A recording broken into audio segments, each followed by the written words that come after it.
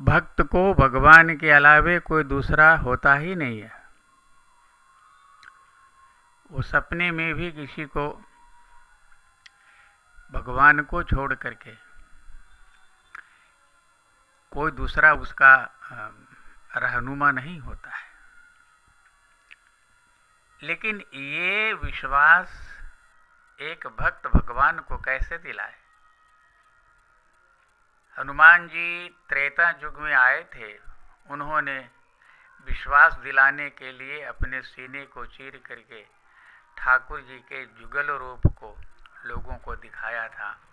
आज कलिकाल है, शायद ऐसा संभव न हो, फिर भी भक्त के भाव में कोई अंतर नहीं आया है। आज भी भक्त इसी भाव को लेकर के ठाकुर जी के प्रति समर्पित रहते हैं कि उनको छोड़ करके उनका इस सृष्टि में कोई दूसरा नहीं है। और इस भाव के आते ही सारे संशय और भ्रम क्षण भर में मिट जाते हैं और मृत्यु लोक की जितनी भी रचना है सब ठाकुर जी का एक खेल लगने लगता है। जैसे कोई रात्रि का सपना हो।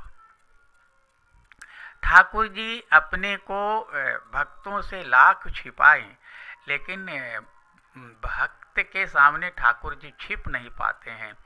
वो स्वयं तो देखता ही है, दूसरे को भी दिखला देता है।